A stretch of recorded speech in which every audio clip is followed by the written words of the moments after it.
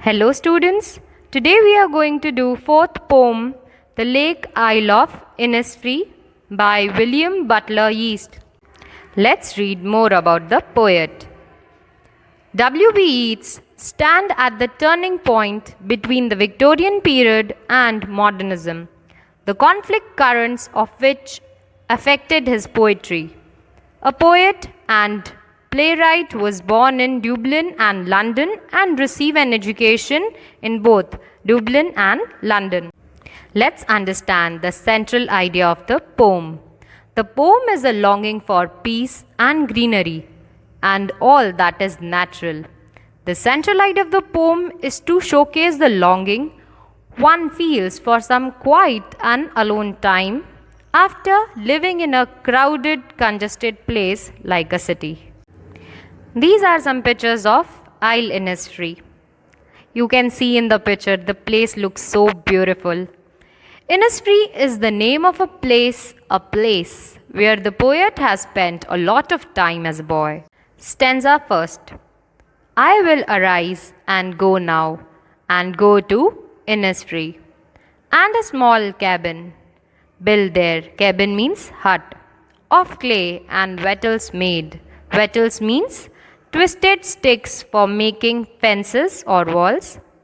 9 bean rows will I have there, a hive for the honey bee, and live alone in the bee loud glade. Glade means open space. I here refer to the poet William Yeats. He says that he wants to go to Innisfree.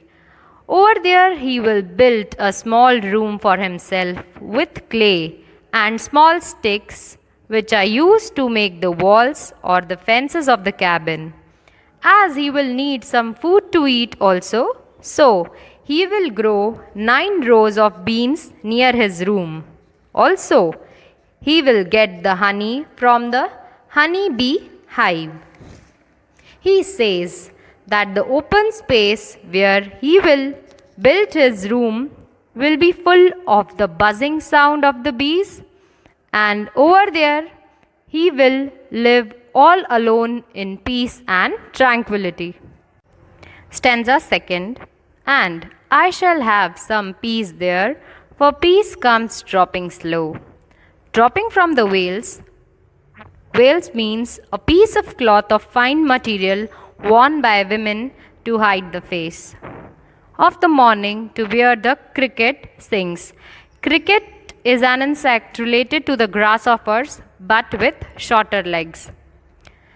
There midnights all a glimmer, and noon a purple glow, and evening full of linnet's wings.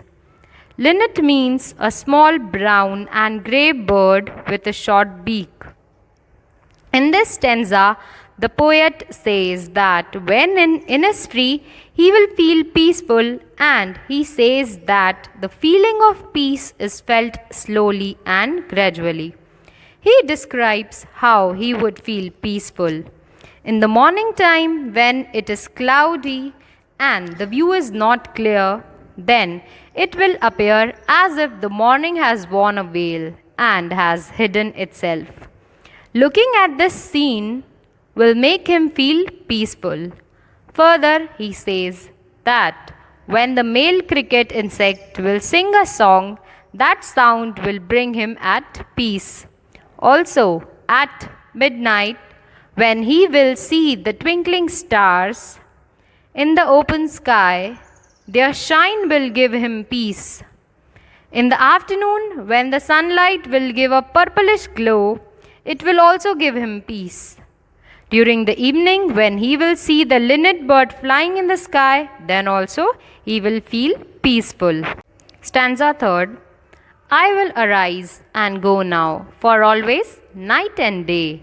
I hear lake water lapping. Lapping means striking, with low sounds by the shore. While I stand on the roadway or on the pavement's grey, I hear it in the deep heart's core.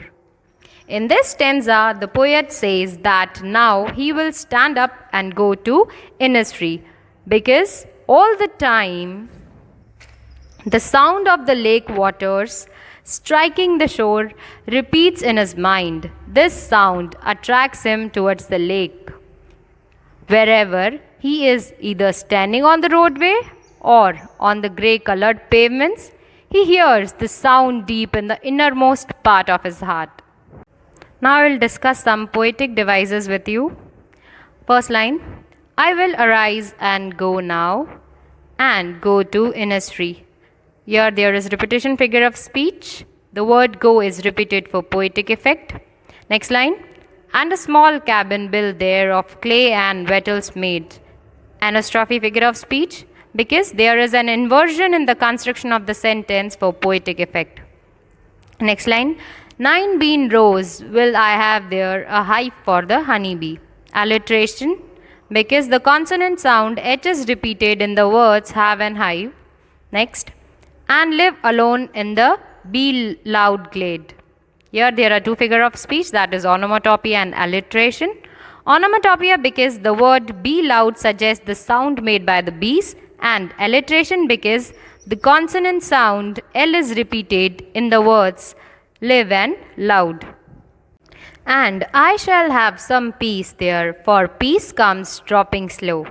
Repetition because the word peace is repeated for poetic effect.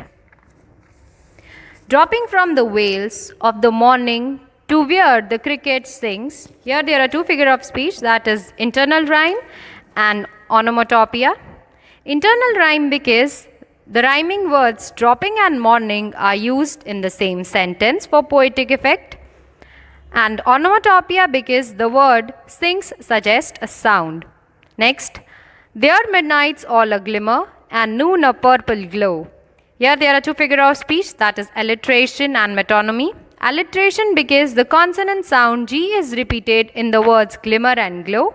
Metonymy because the words midnights all a glimmer represents the starry skies.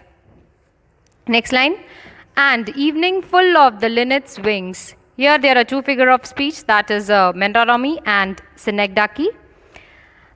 Metonymy because the words linnet's wings represents the flying of the linnet's birds, and synecdoche because the part wings stands for the linnet bird.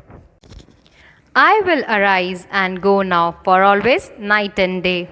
Here there are two figure of speech, that is antithesis and alliteration. Antithesis because the opposite words night and day are used in the same sentence for poetic effect, and alliteration because the consonant sound N is repeated in the words now and night.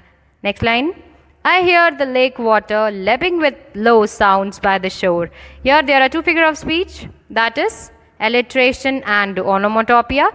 Alliteration because the consonant sound L is repeated in the words lake, lapping and low, and onomatopoeia because the word lapping suggests sound. Next, while I stand on the roadway or on the pavement's grey, I hear it in the deep heart score. Tautology figure of speech because the words roadways and pavements suggest the same meanings as paths. So I hope students you would have understood the poem and poetic devices. Thank you.